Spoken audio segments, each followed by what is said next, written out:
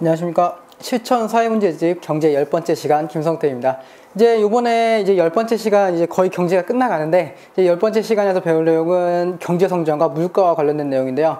이 부분 같은 경우는 그 출제가 지금까지 뭐 엄청나게 많이 된다라고 많이 된 부분은 아니에요. 많이 된 부분은 아니지만 그 앞으로 나올 가능성이 굉장히 많은 부분이고, 그리고 최근에도 그 인플레이션과 관련된 문제들이 한두 문제씩 계속 나오고 있는 추세이기 때문에 절대 놓치고 가면은 안 되는 부분이라고 해야겠습니다.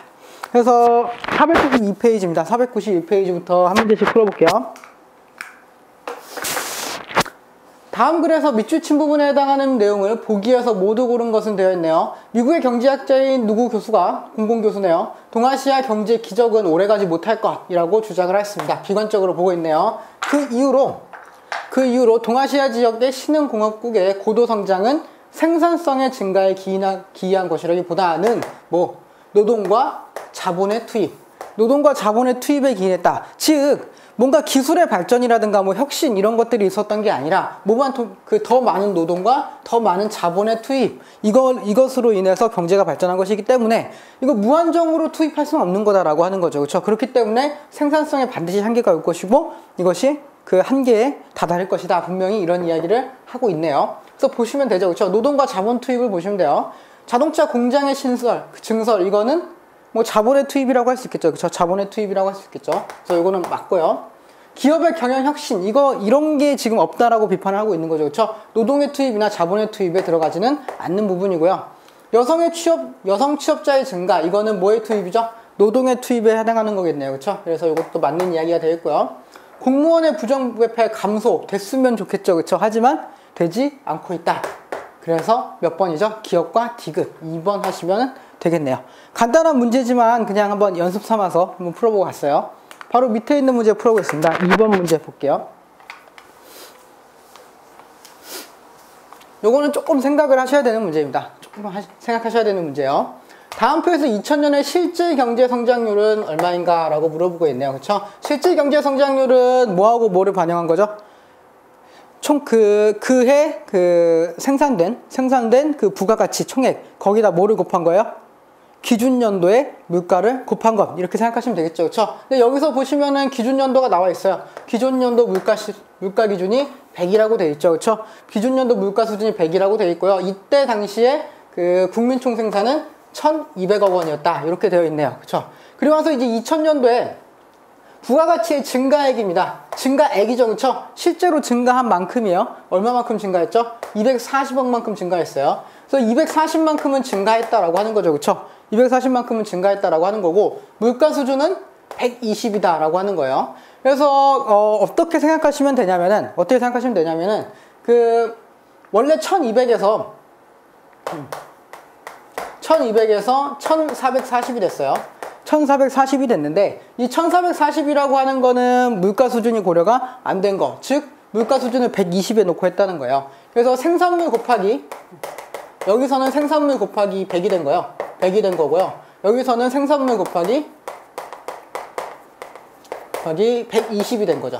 120이 된 거죠. 그렇다면은 여기서 물가 수준을 뺀 뭐를 구하면은, 이 생산물이 얼마나 늘어났는가를 구하게 된다면은,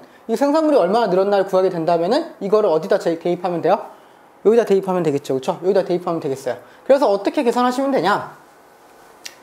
240을 이건 증가분이잖아요. 그렇죠? 증가분을 뭘로 나눈다? 120으로 나눈다. 이렇게 하시면 돼요. 그래서 분수로 쓰는 게 더 좋겠죠? 이렇게 하시면 되겠습니다. 그렇죠? 120분의 240 하면 몇이죠? 2. 즉 생산물이 얼만큼 늘어났다는 거예요? 생산물이 이만큼 늘어났다는 거죠. 그렇죠? 생산물이 이만큼 늘어났으니까 이 증가된 생산물을 어디다 적용하라고요? 기준연도 물가를 적용하라고요. 그래서 여기다가 곱하기 100 하시면 되겠죠. 그렇죠? 그럼 몇이에요?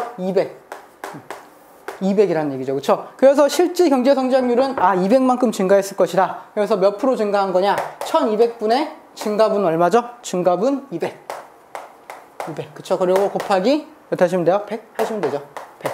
그러면은 계산해 보시면 16점 몇 프로인가 나올 거예요. 어쨌든 약 17% 나옵니다. 약 17% 나오게 돼요. 실제로 계산은 직접 해보시면 되겠습니다. 왜 이렇게 나오는지 제가 자세하게 설명해 드렸어요.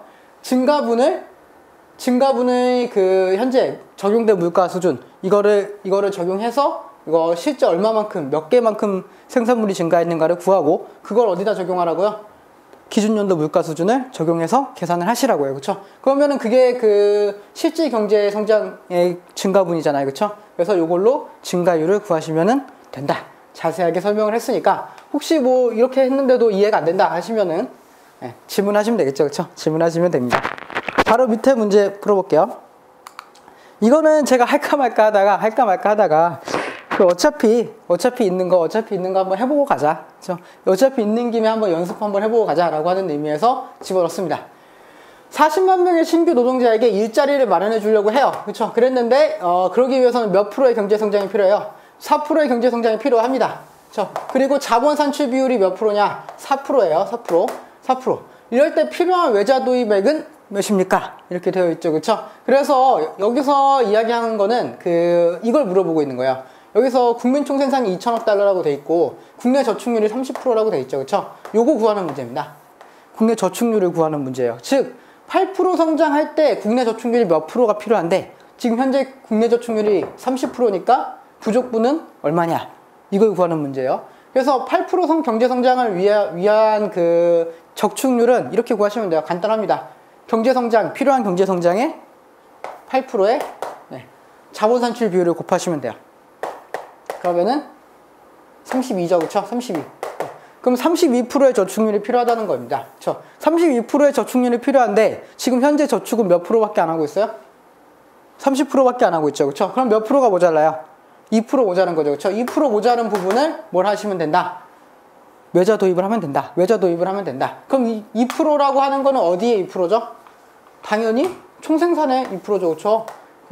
저축률도 당연히 총생산에서 나올 것이고, 그쵸? 외자 도입도 부족한 부분 당연히 총생산에 들어가는 거죠. 그쵸? 외국에서 들어와서. 그러면 2%, 2천억 달러에서 2% 계산하시면 돼요. 2천 곱하기 100분의 2 하시면 되겠죠? 100분의 2 그러면은 얼마? 40. 40억 달러만 빌리면은 되겠습니다. 답은 몇 번이죠? 1번 하시면 되겠네요.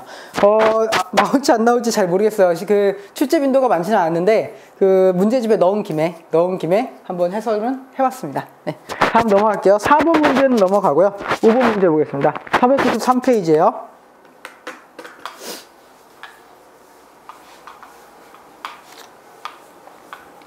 다음 그림에 대한 설명으로 옳은 것을 골라라 이렇게 되어 있네요. 여기서 보시면 물가 상승률과 실질 경제 성장률이에요. 실질 경제 성장률을 보여주고 있네요. 그래서 보겠습니다. 경제 규모가 지속적으로 작아지고 있다라고 되어 있는데 이제 실질 경제 성장률이 점점 낮아지고 있죠. 그렇죠? 이렇다고 해서 경제 규모가 작아지고 있다라고 하면 된다고 했어요? 안 된다고 했어요? 절대 안 된다고 그랬습니다. 그러면 큰일 나는 거예요. 그러면 틀리는 거예요. 경제 규모는 커지고 있죠. 왜? 이건 증가율이니까 2% 증가했어도 증가는 증가잖아요. 그렇죠? 그렇기 때문에 경제 규모는 커지고 있다라고 하셔야죠. 그렇죠? 그래서 1번 아니고요. 2010년에 2009년에 비해서 물가의 변동이 없다. 2010년은 4%고요. 그렇죠? 2009년은 4%네요. 그렇죠? 물가 변동이 없다라고 하시면 안 되죠. 그렇죠? 오히려 폭으로 치면은 언제가 더 큰 거예요? 2010년이 더 크죠? 지난 시간에 그 폭에 관련된 이야기 했잖아요. 그렇죠? 똑같은 비율로 증가하면은 증가폭은 더 커진다라고 분명히 이야기를 했습니다. 그렇죠? 그래서 그 물가의 변동이 없다라고 하는 말은 틀렸고요. 2012년은 11년에 비해서 국내 총생산이 증가했다. 2012년은 2%, 2011년은 3%. 그래서 국내 총생산은 증가하지 않았다 하시면 안 된다고요. 그렇죠? 증가한 거예요. 그렇죠? 2011년, 2012년 어쨌든 3%든 2%든 증가했으니까 이때에 비해서는 증가한 거 맞습니다. 증가한 거 맞아요. 그래서 요거는 맞는 이야기고요. 2012년의 명목 경제 성장률은 마이너스이다. 2012년 이때 명목 경제 성장률 어떻게 구하죠? 명목 경제 성장률은 실질 경제 성장률에 물가 상승률을 더하시면 됩니다. 더하시면 돼요. 그럼 몇 프로예요? 5%. 마이너스인가요? 아니네요. 그렇죠? 플러스 5%니까 아닙니다. 답은 몇 번이죠? 답은 3번 하시면 되겠네요.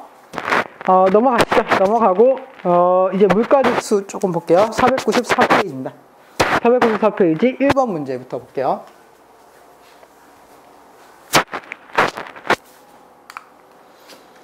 자료에 대한 해석으로 가장 타당한 것은 이렇게 되어 있네요. 이거는 요 표를 보고 구하시는 거예요. 몇 가지를 보여주고 있죠? 실업률 하나 나왔고요. 실업률 하나 나왔고, 그 다음에 GDP 디플레이터 상승률이죠. 그쵸? 이거 뭐랑 비슷하다. 그냥 뭐처럼 생각해도 좋다. 물가 상승률로 봐도 좋다. 물가 상승률로 봐도 좋다. 이렇게 하시면 되겠고, 그쵸? 그리고 여기서는 명목 GDP 증가율이 나와 있네요. 그쵸? 보시면 되겠네요. 1번, 실질적인 생활 수준은 낮아지고 있다. 실질적인 생활 수준은 낮아지고 있다. 이거는 어떤 의미예요? 실질 GDP가 감소하고 있다. 이런 이야기겠죠. 그쵸? 근데 보세요. 그, 실질 GDP는, 명목 GDP에서 무엇을 빼면은? 물가 상승률을 빼면요. 자, 그러면은 뭐가 나오는 거야? 실질 GDP 증가율이 나오는 거죠. 자, 이렇게 나오는 거잖아요. 그쵸? 그래서 지금 실질적인 생활 수준이 낮아지고 있다고 했을 때 명목 GDP를 전체로 볼게요. 명목 GDP는 크죠? 그쵸? 계속 크잖아요. 그리고 그 물가 상승률은 명목 GDP보다 상승률보다 작죠. 그쵸? 그래서 여기서 이걸 뺀다고 생각해 보세요. 명목 GDP에서 물가 상승률을 뺀다고 생각해 보세요. 그쵸? 그럼 플러스입니까? 마이너스입니까? 플러스죠. 그쵸? 플러스죠. 즉, 실질 경제 성장률도 항상 뭘로 나온다?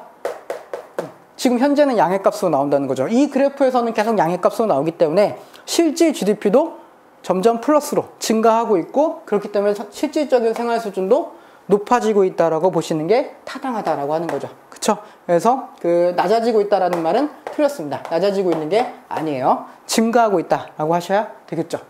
2001년 이후 물가 지수가 하락하였다. 물가 지수가 하락한 게 아니에요. 물가 상승률이 하락할 수 있죠. 그쵸? 근데 지금 그 물가 상승률이 2001년부터 심지어 지속적으로 감소하긴 했네요. 그쵸? 감소하긴 했는데 뭐가 감소한 거라고요?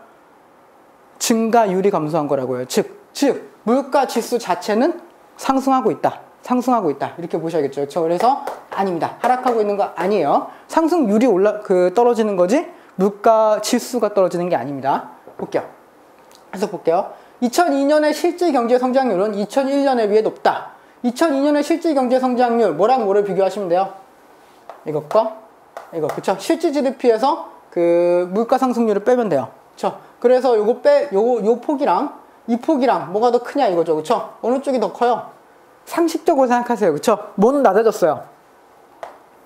물가 상승률은 낮아졌는데, 그쵸? 명목 GDP 성장률은 올라갔잖아요. 그쵸? 이걸 자기네 두 개 빼면은 실질 GDP 증가율도 올라갔겠죠. 그쵸? 그래서 실질 경제 성장률이 2001년에 비해서 2002년이 더 높다라고 하셔도 당연히 맞는 이야기죠. 그쵸? 이 폭을 생각하시면 돼요. 이 폭이 뭐예요? 이 폭이 실질 경제 성장률이잖아요. 그쵸? 그래서 실질 경제 성장률은 2002년이 더 높다. 이렇게 하시는 게 옳다는 거죠. 4번 볼게요. 물가 상승률과 실업률 간의 상충 관계가 뚜렷하게 나타납니다. 볼게요. 물가 상승률이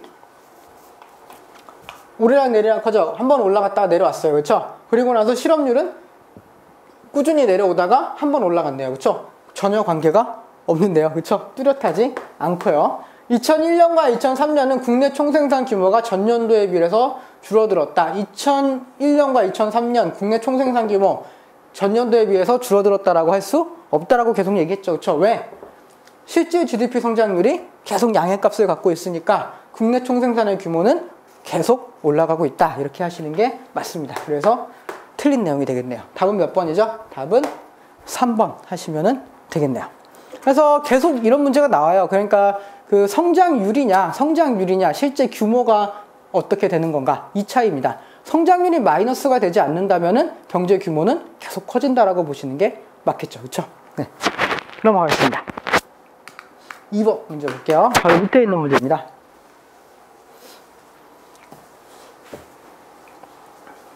다음은 우리나라 소비자 물가 지수 CPI의 작성 개요입니다. 이에 대해 옳은 진술한 학생을 보기에서 모두 골라라 이렇게 돼 있죠. 그래서 볼게요. 기준 연도를 정하고요. 조사 품목을 정합니다. 몇 개? 약 516개를 정하고요. 그 다음에 가중치를 정하고요. 그리고 가격을 조사했어요. 그런 다음에 소비자 물가 지수를 구했습니다. 그럼 여기서 이제 무엇을 구할 수 있는가에 관련된 내용이겠죠. 값, 화폐의 구매력의 변화를 알 수 있겠다. 이거 알 수 있습니다. 어떻게 알 수 있죠? 물가가 어떻게 변했나를 알면 돼요. 그렇죠? 물가가 어떻게 변했는가. 물가가 올라가면 당연히 화폐 구매력은 떨어지죠. 왜? 그 물가가 어떤 의미라 그랬어요? 그래서 이런 거 용어 하나하나가 되게 중요합니다. 물가는 뭐라 그랬어요? 실물의 가치. 실물의 가치 이렇게 얘기했잖아요. 그렇죠? 그래서 실물의 가치, 물가가 올라간다는 건 실물의 가치가 올라간다는 얘기잖아요. 그러면 화폐의 가치는 떨어진다는 얘기고요. 맞습니까? 그래서 물건의 가치, 실물의 가치는 올라가고 화폐의 가치는 떨어지기 때문에 화폐 구매력과의 역관계가 있겠죠. 그렇죠? 그래서 물가가 올라가면은 화폐 구매력이 떨어졌구나. 물가가 떨어졌으면은 화폐 구매력이 올라갔구나. 이렇게 하시면은 되겠죠. 그렇죠? 그렇기 때문에 화폐 구매력을 알 수 있겠네. 이거는 맞는 선지가 되겠고요.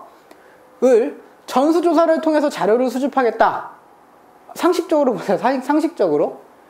그 전수조사라고 한다면 모집단 전체를 가지고 하는 겁니다. 모집단 전체를 가지고 하는 거예요. 근데 여기서 보면은 그 조사 품목도 516개로 한정했고요. 그리고 가격조사하는 도시도 36개로 한정했잖아요. 그쵸? 이렇게 이야기한다는 거는 모집단 전체가 아니라 모집단 중에서 표본을 정했다는 얘기잖아요. 그쵸? 그렇기 때문에 전수조사라고 할 수는 없죠. 그쵸? 그래서 아니고요.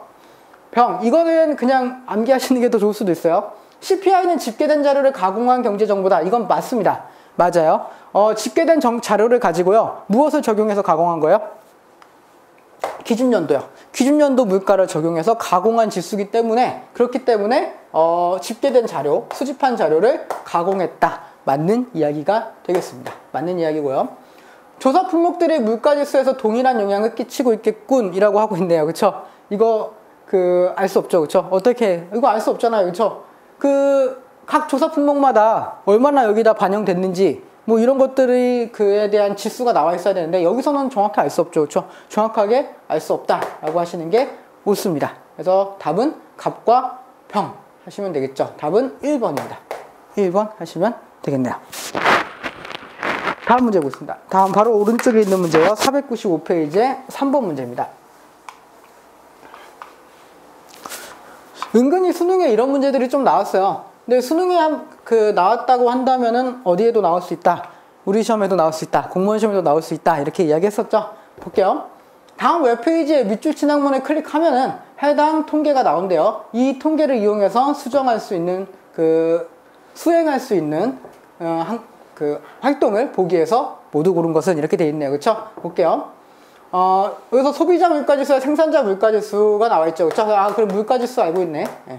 물가에 대해서 알고 있고요. 연령 성별 경제활동 인구와 경제활동 인구, 그리고 산업별 취업자 수, 그리고 비경제활동 인구. 요 정도 우리가 알고 있네요. 그쵸? 그럼 하나씩 볼게요.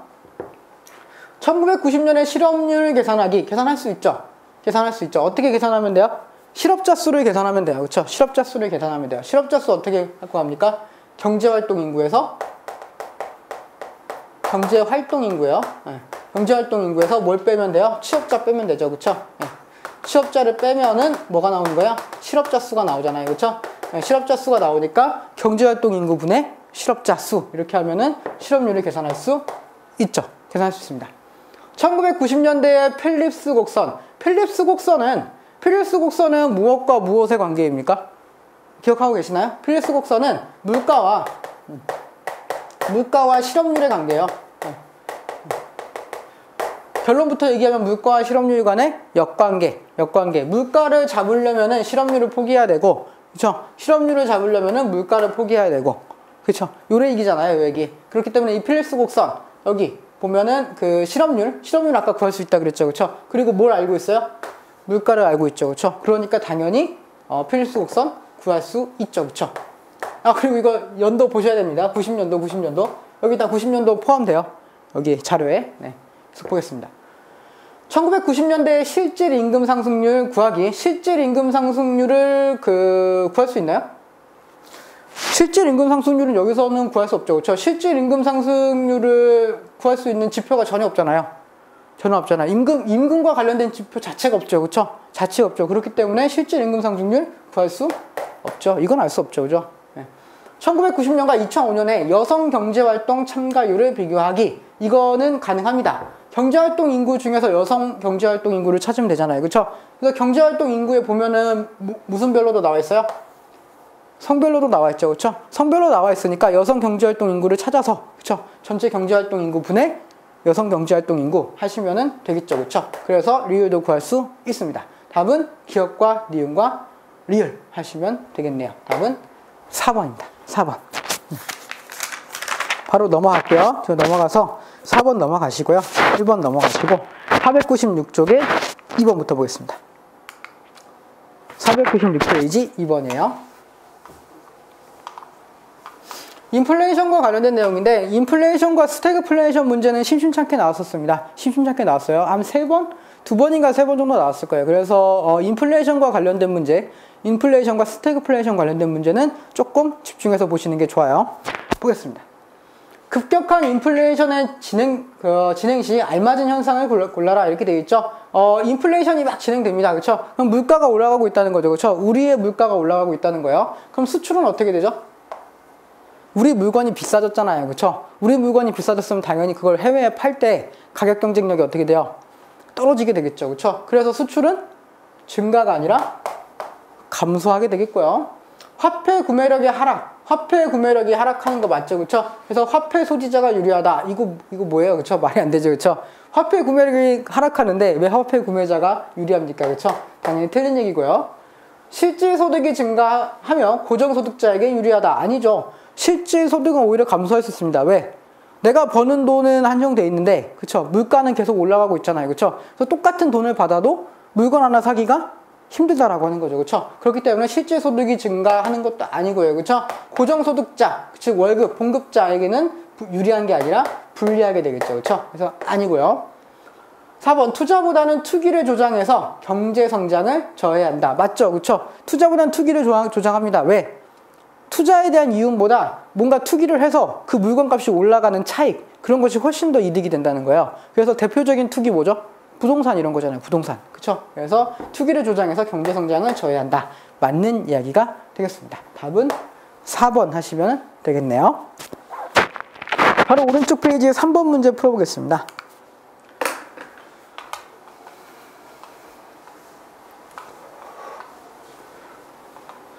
이제 다음에서 인플레이션이 일어날 가능성이 가장 큰 경우를 밝게 골라라 이렇게 돼 있죠. 그래서 이렇게 되면 인플레이션이 일어나겠구나 라고 하시는 걸 고르면 돼요.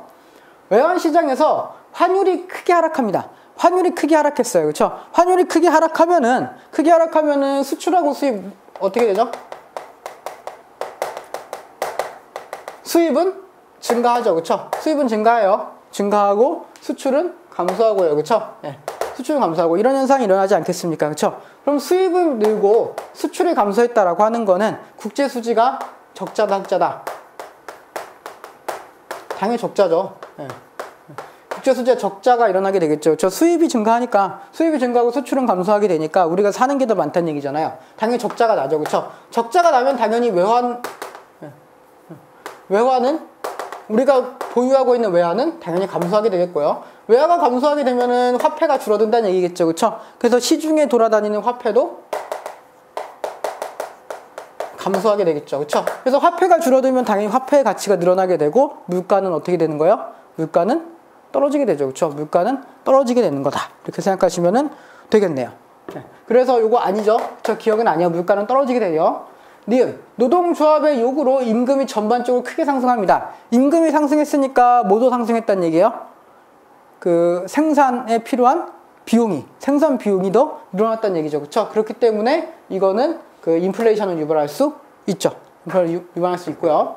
디귿, 정부가 실업의 감소를 위해서 통화량과 재정 지출을 늘렸습니다. 통화량을 늘렸으니까 당연히 시중에 뭐가 많아져요? 화폐가 많아지게 되겠고, 화폐가 많아지게 되면 당연히 물가가 상승하게 되겠죠. 그렇죠? 그래서 맞는 이야기고요.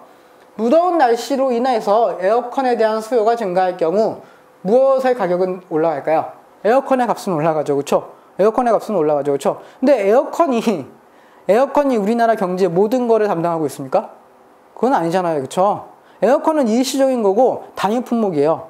단일 품목 하나가 올라갔다고 해서 그게 인플레이션을 유발한다. 이거는 조금 문제가 있는 이야기죠. 그렇죠? 그래서 전체적인 그 우리나라 물가 지수를 이야기하는 거지 단일 품목에 대한 그 가격 상승 이런 것이 인플레이션을 유발한다라고 하는 거는 조금 무리가 있는 표현이겠고요. 재정 수입을 보충하기 위해서 부가가치세에 대한 세율 그리고 유류에 대한 소비세 이런 것들을 어떻게 했대요? 인상했다고 합니다. 그렇죠? 세금이 늘어났다고 하는 거는 직접적으로 무엇에 영향을 미치는 거예요? 가격에 영향을 미치죠. 뭐 세금이 늘었으면은 당연히 그 늘릴 거 아니에요. 그죠? 그 값을. 그 대표적으로 뭐 생각하시면 됩니까? 담배죠, 담배. 담배 세금 늘리니까 얼마나 올랐어요? 2,000원 올랐잖아요. 그렇죠? 2,000원 세금 먹어버리니까. 그렇잖아요. 그래서 직접적으로 그 물건의 값성, 가격에 영향을 주는 거기 때문에 세율 인상과 소비세 인상은 무엇을 유발할 수 있다? 인플레이션을 유발할 수 있다라고 하셔야죠. 그렇죠? 그래서 답은 몇 번이죠? 니은, 디귿, 미음 하시면 되겠죠. 그렇죠? 니은, 디귿, 미음. 4번 하시면 되겠습니다. 다음 볼게요. 498페이지의 5번 문제입니다.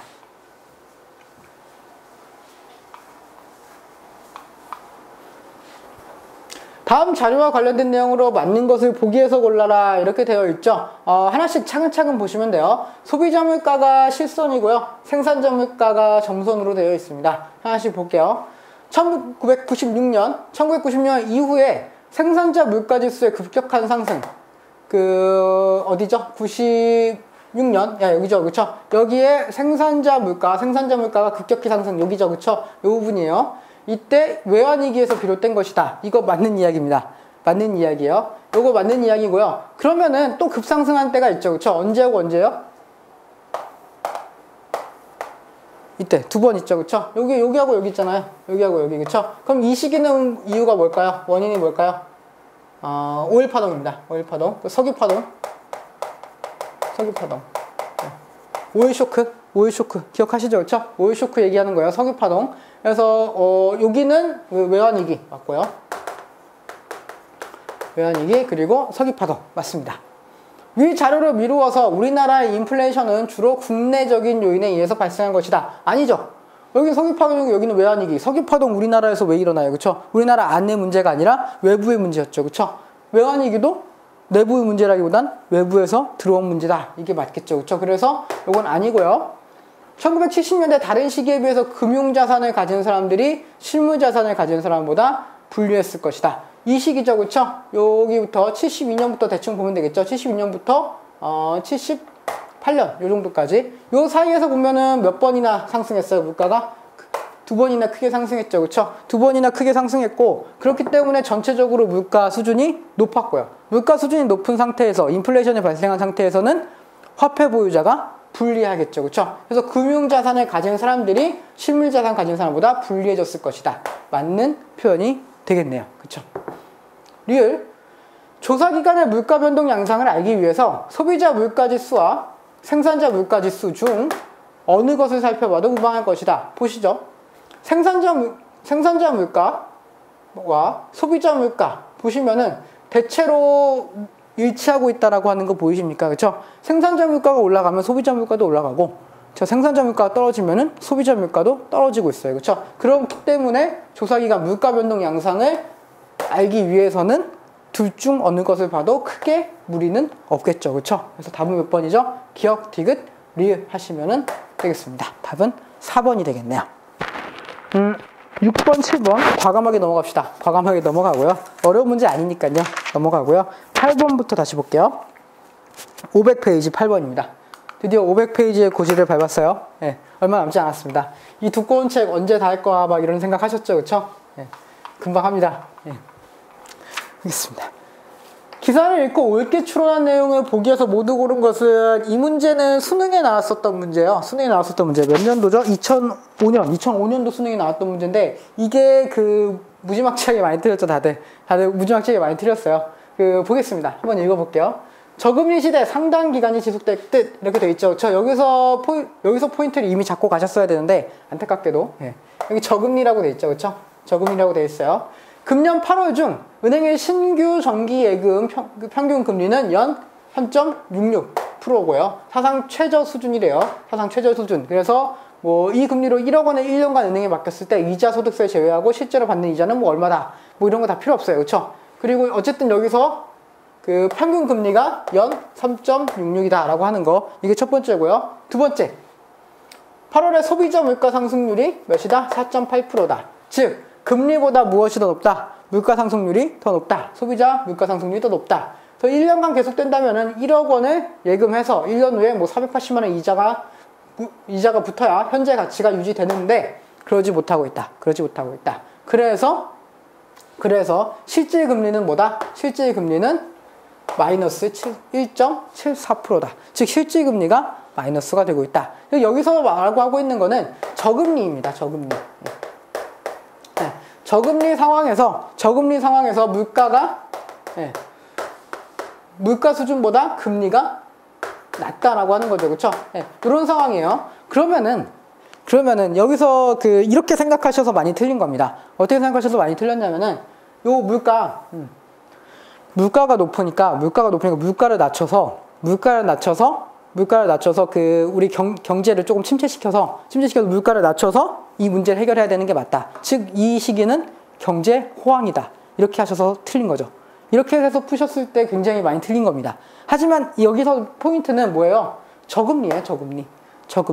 금리가 계속 낮은 수준을 유지되니까 이자 소득이 적어진 거예요. 근데 이자 소득이 너무 적다 보니까 너무 적고 물가 수준을 따라가지 못하다 보니까 뭐도 떨어지는 거냐? 구매력도 떨어지는 겁니다. 구매력도 떨어지는 거예요. 오히려 이 시기는 어떤 시기라고 봐야 돼요? 경기 침체라고 봐야 된다는 거죠. 경기 침체로 봐야 된다는 얘기예요. 그래서 경기 침체로 보셔도 되고 또 이렇게 생각하셔도 돼요. 물가는 오르죠. 그쵸? 물가는 올라갔어요. 물가는 올라갔는데 금리가 낮으니까 무슨 상황이에요? 물가가 낮으니까 물가가 높은데 저금리니까 구매력은 떨어진 상태죠. 그쵸? 구매력은 떨어진 상태죠. 이거 딱 보시면은 이제는 자동적으로 나와야 됩니다. 그쵸? 물가가 올라갔는데 구매력은 떨어졌다라고 하는 거 이렇게 푸셔도 된다는 얘기예요. 반드시 맞는 건 아니지만 이렇게 푸셔도 됩니다. 스택을. 이렇게 푸셔도 돼요. 그쵸? 물가가 올라갔는데 구매력은 떨어졌다. 어떤 상황이죠? 여기에서 공급 곡선이 이런 상황이죠. 그쵸? 그랬을 때 물가는 올라갔죠. 그쵸? 물가는 올라갔는데 구매력은 오히려 떨어지는 상황. 그쵸? 이렇게 푸셔도 된다고요. 그쵸? 어쨌든 중요한 건 여기서 뭘로 푸시면 틀리실 수밖에 없다. 여기서 경기 과열, 인플레이션 이걸로 푸신다면은 틀릴 수밖에 없는 문제입니다. 그쵸? 절대로 지금 이 그래프가 아니에요. 네, 이 그래프는 아니에요. 이 그래프는 아니에요. 왜? 현재 저금리 때문에 무엇이 안 되고 있는 거예요? 구매력이 떨어져 있는 상태잖아요. 그렇죠? 그렇기 때문에 절대 수요곡선이 올라간 이런 인플레이션 상태는 될 수 없다라고 하는 거죠. 그렇죠? 그럼 다시 풀겠습니다. 경기 과열을 막기 위해서 정부가 재정 지출을 줄일 필요가 있다. 이거는 무엇에 대한 대책이요? 인플레이션에 대한 대책인데 현재 여기서 인플레이션에 대한 대책이 나오면은 안 된다라고 분명히 이야기했습니다. 자, 아니고요. 소비자 물가 상승률이 높아지면은 실질 금리는 더 떨어질 것이다. 그쵸? 물가 상승률이 더 높아지면은 당연히 실질 금리는 더 떨어지겠죠. 그쵸? 그래서 맞고요. 이러한 현상이 발생하는 이유는 저축보다 투자가 더 많기 때문이다. 이거는 아니죠. 그쵸? 저축보다 투자가 많다는 거는 어떤 상황이에요? 인플레이션을 유발하는 상황이죠. 그쵸? 금리가 떨어지고 투자가 활성화된 상황이잖아요. 그쵸? 그러면 이거 인플레이션을 유발하는 거잖아요. 그쵸? 그래서 이런 현상이 발생하는 이유는 투자 때문이 아니라 오히려 돈이 돌고 있지 않기 때문에 시장에 돈이 돌고 있지 않기 때문에 저금리 시대가 왔고 그리고 경기 침체가 오는 상황 그런 상황이라고 봐야겠죠. 그렇죠? 그래서 이것도 아닙니다. 리을 금년 9월에 퇴직해서 퇴직금의 이자만으로 사는 사람들 당연히 금리가 떨어졌고 실질 구매력이 떨어지고 그렇죠? 그리고 실질 금리가 떨어졌으니까 당연히 이자 소득을 가지고 있는 사람들은 손해겠죠. 그렇죠? 손해, 생활이 더 어려워지게 되는 거 맞는 이야기가 되겠습니다. 즉 여기서는 그것만 조심하시면 된다는 얘기입니다. 저금리라고 하는 거에 포인트를 뒀을 때 이거는 경기 침체다라고 하는 거죠. 경기 침체 상황이라고 하는 거고 여기서 인플레이션의 대책이 나온다면은 틀린 내용이다 라고 생각을 하셔야 된다는 거죠. 그렇죠? 그래서 기억하고 디귿이 다 틀린 내용이 되는 거고요. 답은 몇 번이죠? 니은과 리을. 심지어 여기서 답은 쉽게 주셨어요. 너무 어려울 것 같다고 생각을 하셨던 것 같아요. 너무 어려운 문제일 것 같다고 생각하셔서 답 니은 리을은 쉽게 답을 주셨습니다. 쉽게 니은 리을 답을 주셨어요. 답은 4번이죠. 그렇죠? 기억하고 디귿을 둘 다 찍지 않는 이상, 그렇죠? 니은 리을이 너무 명확한데 기억 디귿을 이렇게 찍지 않는 이상은 뭐 굳이 말하면 틀릴 만한 문제는 아니었는데 그럼에도 불구하고 많은 사람들이 힘들어하고 많이 틀렸던 문제입니다. 네. 일단 지금은 확실하게 하고 넘어가시면 돼요. 네.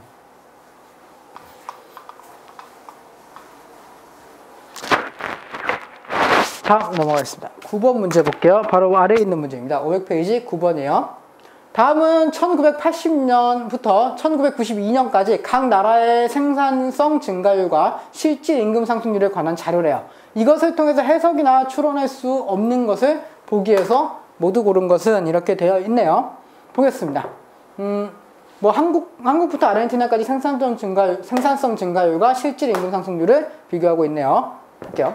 멕시코, 아르헨티나의 생산성은 감소하였다. 멕시코의 생산성은 마이너스 0.1, 아르헨티나 마이너스 0.9 감소한 거 맞네요. 그쵸? 생산성 증가율이 높을수록 실질 임금 상승률이 높았다. 대체로 그렇죠. 그쵸? 한국이 8.5인데 7.9고요. 싱가포르가 5.3인데 5.0이고요. 그쵸? 대체로 생산성 증가율이 높으면은 실질 임금 상승률도 높았다라고 보시면 돼요. 그쵸? 그래서 맞는 이야기고요. 생산성의 절대적 증가 규모는 한국이 다른 나라에 비해 컸다. 여기서 포인트는 절대적 증가 규모입니다. 이거는 증가율을 물어본 거지, 절대적인 규모를 물어본 게 아니잖아요. 그쵸? 규모가 다른 데가 더 클 수 있어요. 일본이나 미국이 훨씬 크겠죠. 경제 규모가. 그쵸? 그러면 증가율이 낮아도 실제 절대적인 수치로서의 증가 규모는 더 클 수 있다는 얘기죠. 그쵸? 뭐 이런 거잖아요. 그쵸? 100에서 20%랑 만에서 10%, 10%. 당연히 만에서 10%가 더 크죠. 그렇잖아요. 증가율은 낮지만 만에서 이게 더 크다고요. 그렇죠? 그래서 경제 규모까지 확인을 해야 알 수 있는 내용이지 여기서는 알 수 없는 내용이고요. 리을. 각 나라의 물가 변동이 다르기 때문에 실질 임금 상승률을 비교하는 것은 부적절하다. 이렇게 되어 있네요. 그쵸? 이거는 틀리죠. 그쵸? 이거 물가 변동이 다르기 때문에 실질 임금 상승률을 비교하면 부적절하다라고 하는 건 조금 이상하죠. 그쵸? 실질 임금 상승률이 뭐를 반영한 거니까? 물가 상승률을 반영한 거니까. 그렇잖아요. 실질 임금 상승률은 물가 상승률을 반영한 수치잖아요. 그쵸? 그렇기 때문에 물가 변동이 다르기 때문에 이걸 비교하는 게 부적절하다라고 하는 지문은 틀리다라고 하셔야죠. 그쵸? 이미 물가가 반영된 수치다. 이렇게 보시면 돼요. 그래서 답은 몇 번이죠? 기억과 니은 1번 하시면 되겠습니다. 10번 문제 볼게요. 바로 옆에 있는 페이지예요. 501페이지입니다. 다음은 인플레이션에 관한 수업 내용의 일부래요. 교사의 질문에 대한 답변으로 적절하지 못한 것은 이렇게 되어 있네요. 일반적으로 예상된 인플레이션의 경우에는 이에 따른 사회적 비용이 비교적 작다고 알려져 있어요. 근데 경제 주체들이 앞으로 일어날 인플레이션에 대해 나름 대비를 잘할 수 있기 때문에 그렇지만 인플레이션의 강도가 워낙 심하다는 거죠. 그렇죠? 강도가 워낙 심할 경우에 엄청난 사회적 비용이 발생하게 되고요. 예를 들어서 한 해 동안 물가가 1년에 몇 프로 정도나 오를 것이라고 확실하게 예상된다면 몇 프로죠? 1000%, 1000%나 오를 것이라고 확실하게 예상된다고 합시다. 그러면은 어떤 반응이 일어날 것인가? 이렇게 보면 되겠죠. 그렇죠? 그래서 확실하게 1000%가 오를 거라고 예상을 하고 있는 거예요. 그렇죠? 볼게요. 1인당 국민소득은 줄어들게 된다. 1인당 실질 국민소득은 당연히 줄어들게 되겠죠. 왜? 명목 GDP보다 물가 상승률이 더 높아질 수 있잖아요. 그렇죠? 그렇기 때문에 실질 국민소득이 줄어들 가능성 당연히 있죠. 그렇죠? 맞습니다. 수출 기업의 국제적 경쟁력이 악화될 것이다. 이거 아까 이야기했습니다. 물가가 크게 상승하잖아요. 그렇죠? 그러면은 우리나라 물건이 너무 비싸졌으니까 가격 경쟁력이 떨어진다라고 하는 거죠. 그렇죠? 그렇기 때문에 국제 경쟁력은 약화되는 거 맞고요. 현금 보유자들이 부동산을 사려고 할 것입니다. 맞죠? 현금을 갖고 있다가는 완전 쪽박 찰 수도 있다는 거예요. 그렇죠? 그렇기 때문에 현물을 사야 되는데 그 현물 중에서도 좋은 이 부동산 이런 것들을 살려고 달려들 수 있다라는 얘기죠. 그렇죠? 그래서 이건 맞는 이야기고요. 정부가 통화량 증대 조치를 적극적으로 시행할 것이다. 통화량을 증대하면 안 되죠. 그렇죠? 1000%나 물가가 올랐는데 여기서 통화량을 더 증대시키면은 인플레이션을 더 가속화시킨다는 거죠. 그렇죠? 그렇기 때문에 당연히 통화량 증대 조치는 틀린 내용이고요. 채권자들이 채무자에게 빚상환을 독촉하는 현상, 빚상환을 독촉하는 현상이 증가할 것이다. 맞죠? 그렇죠? 채권자들 같은 경우는 이제 내년에 돼서 물가가 더 상승하면은 화폐 가치가 훨씬 떨어진다는 얘기죠. 그렇죠? 그래서 화폐 가치가 떨어지기 전에 뭐를 받으려고 하는 거예요? 빌려줬던 돈을 받으려고 하는 거죠. 그렇죠? 그래서 이것도 맞는 이야기가 되겠습니다. 답은 몇 번이죠? 4번 하시면은 되겠네요. 네, 오늘의 마지막 문제가 되겠네요. 501페이지 11번 문제 보겠습니다. 다음 경제현상의 발생 원인과 결과를 옳게 짝지은 것을 보기에서 모두 골라라 이렇게 되어 있죠. 그러니까 물가가 지속적으로 하락하는 현상을 말한대요. 디플레이션 같네요. 수요 측면에서 발생하기도 하고 공급 측면에서 발생하기도 한다. 디플레 맞는 것 같고요. 경제 저혈압이라고도 한다. 디플레 맞는 것 같네요. 그렇죠? 디플레이션 찾으시면 되겠죠.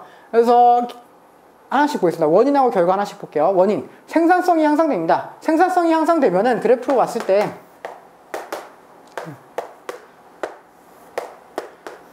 공급 곡선이 우측으로 이동을 하겠죠. 그렇죠? 공급 곡선이 우측으로 이동을 하니까 당연히 물가는 하락하게 되겠고요. 물가는 떨어지게 되겠죠. 그렇죠? 그러니까 일단 원인은 맞네요. 그리고 나서 그 구매력은 어떻게 되는 거예요? 구매력은 증가하죠. 그렇죠? 구매력은 이 정도 증가하는 거잖아요. 그렇죠? 그렇기 때문에 실질적인 임금은 상승됐다라고 보는 게 좋죠. 그렇죠? 그래서 실질 임금 상승, 원인과 결과 이거 맞는 이야기가 되겠네요. 그렇죠? 왜? 구매력이 증가했으니까. 내 월급이랑 상관없이 내가 가지고 있는 월급 가지고 더 구매할 수 있게 됐다는 얘기잖아요. 그렇죠? 그렇기 때문에 실질 임금 상승 맞고요. 소비가 감소합니다. 소비가 감소하면은 어떻게 이동을 하게 돼요? 소비가 감소하게 되면은 이런 식으로 이동을 하게 되겠죠. 그렇죠? 소비가 감소하게 되니까 구매력은 어떻게 돼요? 구매력도 떨어지게 되겠고요. 구매력이 떨어지게 되니까 기업의 이윤이 떨어지게 되겠고요. 그렇죠? 기업의 이윤이 떨어지게 되니까 당연히 부실하게 되겠네요. 그렇죠? 금융기관도 당연히 마찬가지가 되겠죠. 그렇죠? 그래서 맞는 이야기가 되겠고요. 원인은 석유파동입니다. 석유파동은 이제 그 공급의 감소를 가져오겠죠. 그렇죠? 공급의 감소를 가져오게 되면서 스태그플레이션을 발생시키죠. 그렇죠? 즉 물가는 오히려 올라가게 됩니다. 그렇죠? 그래서 아니에요. 통화량이 감소합니다. 통화량이 감소하면은 일단 기본적으로는 그 물가가 떨어지게 되겠죠. 물가 떨어지게 돼요. 맞아요. 통화량이 감소하면 왜? 돈이 없으니까 그 화폐의 가치가 올라가게 되는 거잖아요. 그렇죠? 화폐의 가치가 올라가게 되면 물가는 떨어지죠. 그렇죠? 물가 떨어져요. 일단 원인은 맞네요. 그런데 기업의 이윤 및 투자 의욕이 증대됩니까? 기업의 이윤이 올라가요? 아까 아니라 그랬잖아요. 그렇죠? 기업의 금융기관 부실해지는데 무슨 이윤이 올라가요? 그렇죠? 투자 의욕? 지금 경기가 침체됐는데요?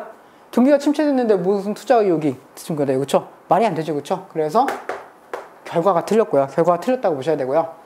수출이 감소합니다. 수출이 감소한다면은 기본적으로는 무엇이 감소했다는 거예요?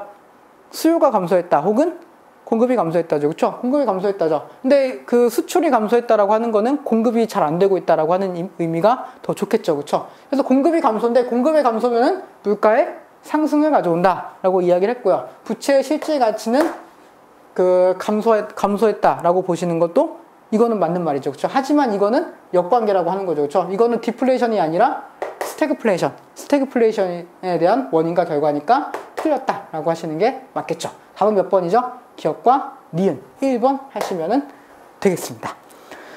그래서 여기까지 이제 물가에 대해서 좀 봤는데요. 여기서 뭐가 잘 나오냐? 인플레이션 쪽이 좀 자주 나와요. 인플레이션과 스태그플레이션과 관련된 문제들이 요즘 꾸준하게 나오고 있으니까 그 부분을 좀 집중해서 보시면은 좋은 결과 있으실 것 같습니다. 그러면은 오늘 한 내용들 꼭 복습하시고 저랑 안 풀어본 문제들 반드시 스스로 풀어보시고 모르시는 문제 있으면 질문하시길 바랍니다. 수고하셨습니다. 다음 시간에 뵙겠습니다.